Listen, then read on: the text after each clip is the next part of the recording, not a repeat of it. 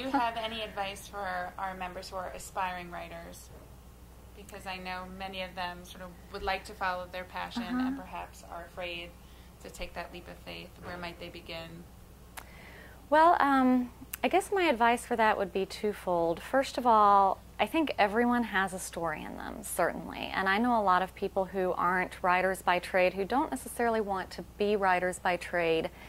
As far as doing it for a living or for work, you kind of have to think about, is that really what you want to do all the time?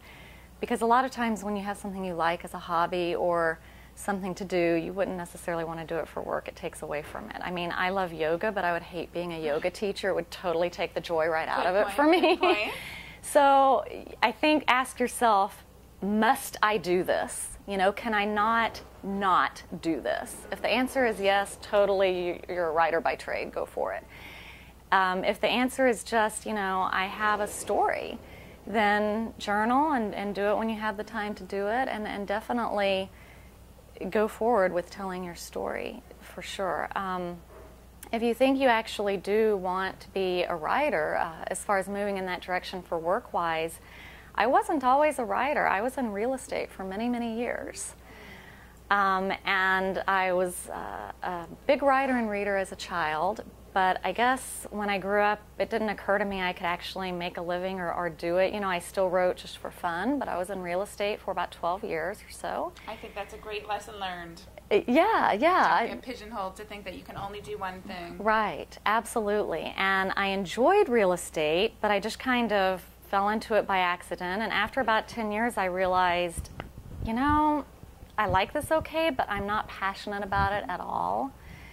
And I was still writing, and I was actually starting to write some articles on real estate. So I was doing a number of real estate industry articles, and I enjoyed writing about real estate more than I actually enjoyed selling or practicing real estate. And that's when a little light bulb went off in my head and said, you know, what is it you're really loving to do? And so what I did was I just kind of phased in and out. I just started making more contacts and making more queries, and I started by writing what I know, which is real estate and business, and I just started doing more and more of that while I was still working in real estate. And fortunately, real estate is an industry you can easily work part-time and set your own hours, so I just kind of slowly phased out one and phased in the other. So writing is something you can easily do freelance and start building up while you're doing another job, so I would suggest that route.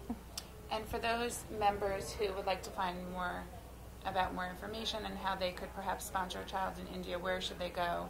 And also we have to let everyone know where we can find the book. Okay, well they actually can find a lot of resources in the same website as they can find my book. Okay. My website is weightofsilence.wordpress.com. Okay.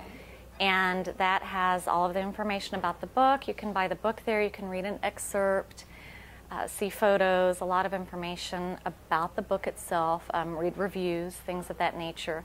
But I also have a wealth of information. It was a blog that I started about 2 years before the book came out. So I actually kept this blog, wrote stories about the children, about my journey during the entire time I was writing the book. So there are many stories of these children, and then, you know, I continue to write on it, updates of some of the children, just stories about the issues affecting them and this type of thing. And so there's a wealth of information. There's a tab there called Donate Volunteer, donate/volunteer, and that has a lot of resources. For example, the Miracle Foundation, where one might sponsor a child or take such a volunteer trip as I did. That completely changed my life. I've met many people through the course of writing about volunteer travel that have taken other sorts of volunteer trips, you know, to work with sea dolphins in Belize, or, you know, anything at all that's your passion. And they've all just come back changed from it. It's a really enriching experience. And there are also a lot of links and information about the various organizations, nonprofit organizations that I've personally researched, visited, interviewed, and really heavily support. And a lot of information about how we can make a small difference. You know, we can't all leave our careers behind and go to India and start an organization, but we can all sign a petition against child labor, or we can all perhaps make a $20 donation that would give a child school books. You know, there's a lot of very, very easy ways to make a big impact, and so a lot of that information can be found there. Great. One more time, the website. weightofsilence.wordpress.com. Great. And one last wish?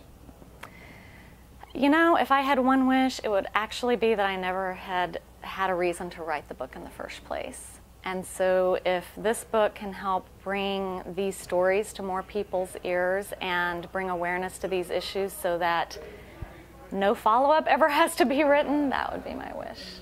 Yeah. Thank you so much. You're wonderful. Thank you. Find your ideal job, your paradise, a flexibility between family and self. Go to MyWorkButterfly.com.